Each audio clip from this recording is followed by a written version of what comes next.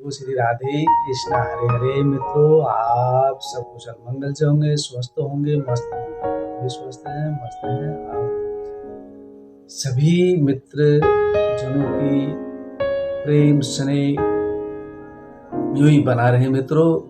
तो हम जो भी ये हमने पिछली वीडियो में जो भी आपको कथाएं जो भी सुनाई है, तो मित्रों जो भगवान की जो लीलाओं का जो वर्णन करते हैं, जो उनके जो गायक हैं देव ऋषि नारद जी, जो तीनों लोगों में भ्रमण कालांतर से करते आ रहे हैं, युग युगांतर, तो उनकी ही मुखार बिंदु से है जो हमें धर्म ग्रंथ हैं, ऋषि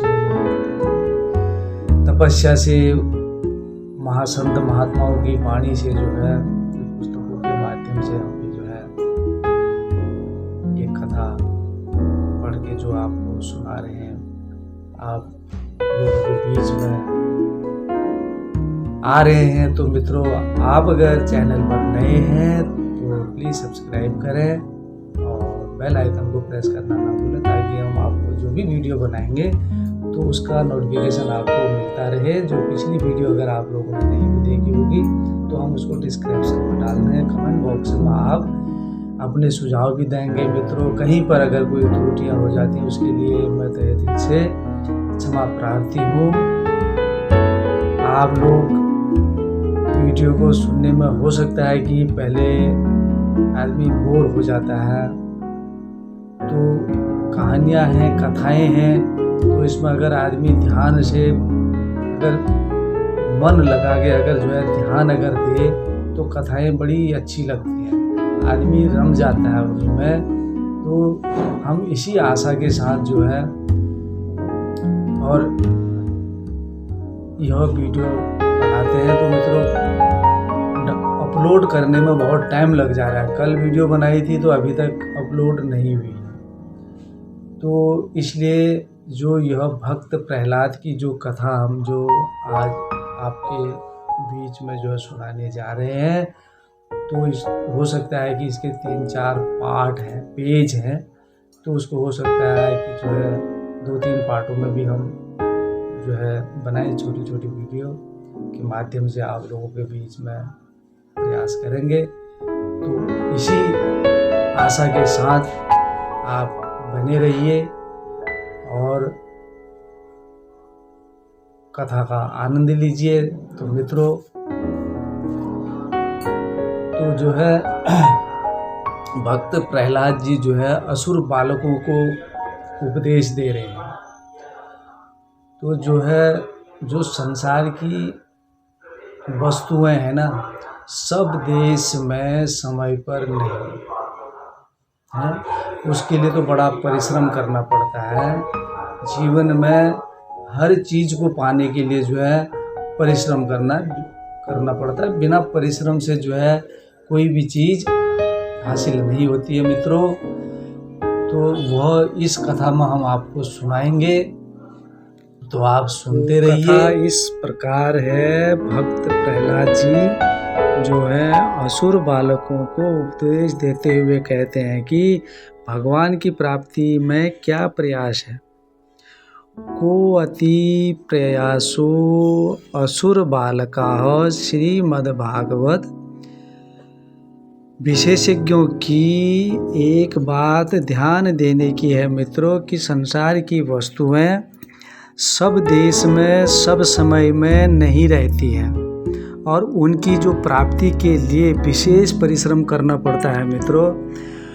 तो कहते हैं महाराज जी की परंतु परमात्मा तो सब देश में, सब काल में, संपूर्ण व्यक्तियों में, संपूर्ण जगत में और संपूर्ण घटनाओं में, ऐसा भी कोई देश नहीं है और ऐसा कोई काल नहीं है मित्रों, ऐसा कोई व्यक्ति नहीं है, ऐसी कोई वस्तु नहीं है, ऐसी कोई जगह नहीं है जहाँ की परमात्मा ना हो। तो मित्रों, उनकी जो प्राप्ति में तो केवल सिर्फ आपको चाहिए तो वह चाहिए आपको तीव्र, आपकी जो है तीव्र इच्छा की आवश्यकता है उनको प्राप्त करने के लिए। जैसे हमारे पास कोई चीज़ हो तो उस तरफ दृष्टि घुमाई और देखो, परंतु परमात्मा को देखने के लिए तो आपको दृष्टि भी घुमाने की आवश्यकता नहीं है मित्रों, क्योंकि परमात्मा बाहर भीतर तो सब जगह है। और इसलिए उनकी प्राप्ति की इच्छा करो और उनको प्राप्त कर लो। कहते हैं कि श्री राम सुखदास जी महाराज भी ये इनकी जो है ब्रह्मलीन जो श्रद्धेय जो साधु संत सन्यासी महात्मा संतों की जो वाणी है, वो कहते हैं परमात्मा को पाने के लिए आपको कहीं भी भागने की ज़रूरत नहीं है। अंतर बाहर जल थल नभ में वो हर जगह कण कण में व्याप्त हैं, तो उसको कहीं भी प्रयास करने की आवश्यकता नहीं है। इसमें तो केवल अभिलाषा की आवश्यकता है मित्रों। वह अभिलाषा भी कठिन नहीं है और कठिन नहीं है। आप उसका सुमिरन जप करते रहो, अपना कर्म करते रहो, अपने कर्म पथ पर चलते रहो, अपने कर्तव्यों का निर्वहन करते रहो कहते हैं, और उनका जो है सुमिरन करते रहो। सुमिरन मात्र से ही निर्लभ होकर के आपको जो है भगवान की प्राप्ति होगी। मनुष्य मात्र अपने में कमी का अनुभव करता है, क्योंकि मनुष्य जो अपने में जो कमी का अनुभव करता है, परंतु उससे भूल यह होती है कि वह अपनी पूर्ति संसार से करना चाहता है।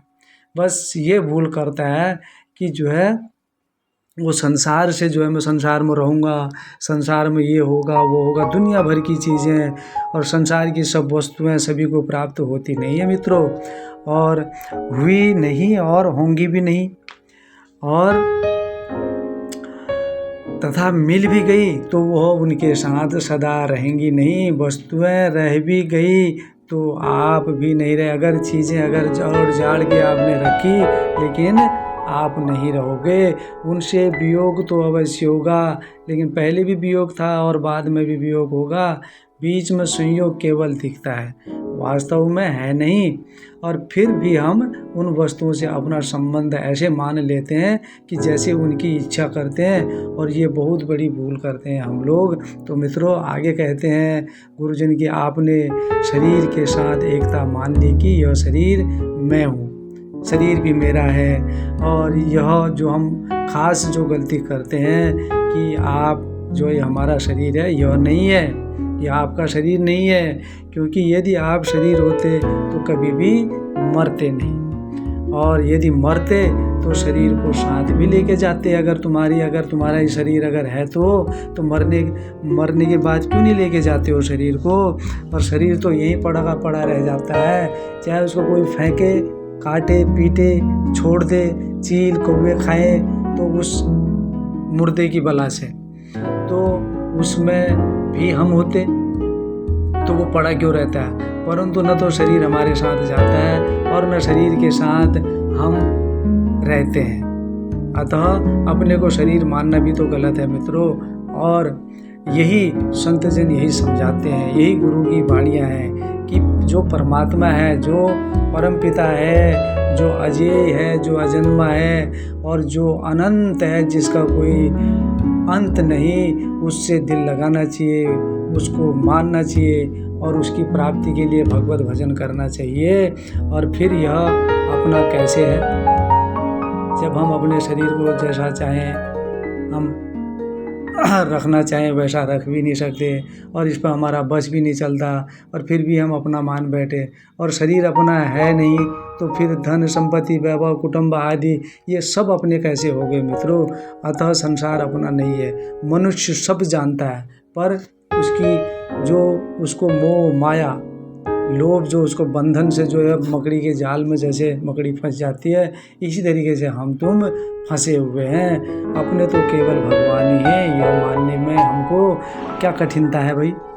हर प्राणी को मानना चाहिए, उसको कठिनता नहीं समझनी चाहिए। संसार को अपना मानने से ही जो वास्तव में अपने हैं, उन परमात्मा को जो वास्तव में अपने हैं, जो युग युगांतर जो अपने हैं, उस परमात्मा को मानने में कठिनता हमको हो रही है क्या। उस परमात्मा को मानना चाहिए, उसमें कठिनता नहीं होनी चाहिए। परमात्मा अपने हैं यह शास्त्र कहता है, और संसार अपना नहीं है यह आपका अनुभव कहता है। यह बात भले ही आप अभी न मान सको, भले ही आपसे मानी नहीं जा रही हो, परंतु हिम्मत मत हारो कहते हैं।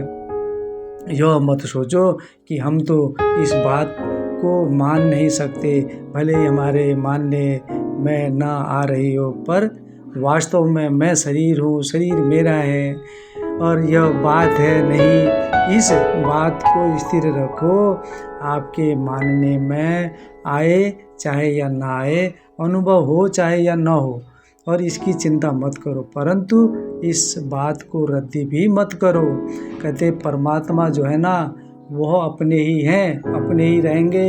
यह शास्त्र ग्रंथ पुराण साधु संत सन्यासी ऋषि मुनि यही कहते हैं, यही धर्म का आचरण करना चाहिए, अपने को निर्लभ रखना चाहिए, परम पिता के सम्मुख अपना भक्ति भाव भजन करना चाहिए, अपनी मुक्ति का मार्ग खोजना चाहिए, अपने कर्तव्यों का पालन करते करते प्रभु का सुमिरन और स्मरण कराता रहना चाहिए। तो श्रोता, हम सब बातों को रद्दी कैसे करते हैं? और स्वामी जी कहते हैं, इंद्रियों के द्वारा, बुद्धि के द्वारा हम जिन वस्तुओं को देखते हैं मित्रों, उनको सच्ची और अपनी मान लेते हैं। हम अगर किसी चीज़ को भी अगर देख लेते हैं तो उसको अपना ही मान बैठते हैं, तो इससे वह बात रद्दी हो जाती है, क्योंकि उन वस्तुओं में अपनेपन का त्याग नहीं होता। तो कोई बात नहीं, परंतु शरीर संसार मेरे नहीं है। कहते हैं मित्रों कि ये शरीर और यह संसार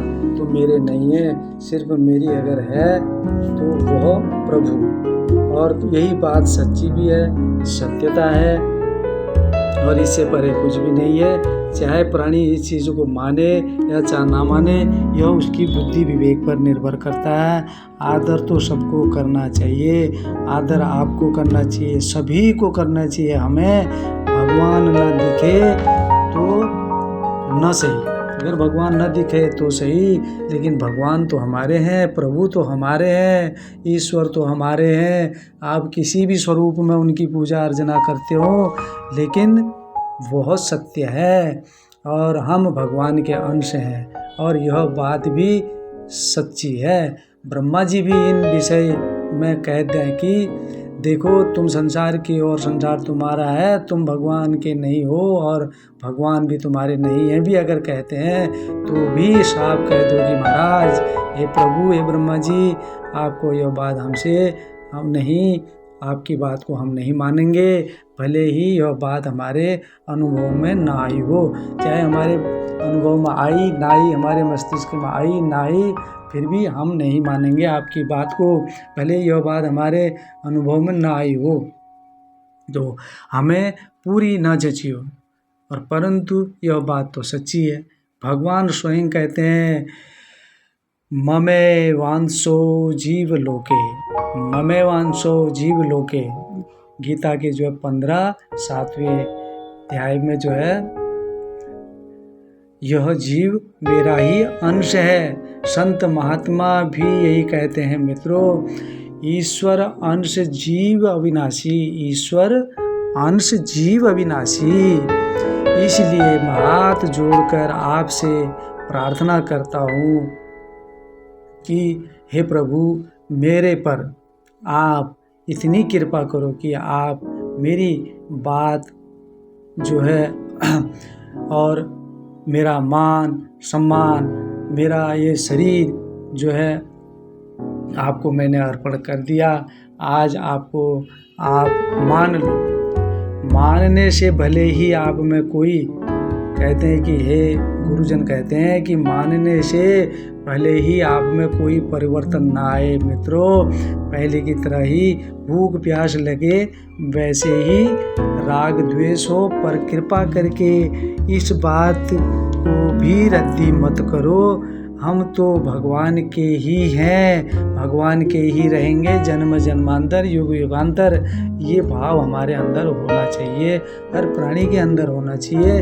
उसके लिए जो है मित्रों, ये जो है जीने का जो सुगम साधन, मुक्ति का जो सुगम साधन जो यह कथा में बताया गया है ऋषि मुनियों के द्वारा, तपस्वियों के द्वारा। देव ऋषि नारद भी यही कहते हैं। अंत में यह बात स्थिर हो जाएगी,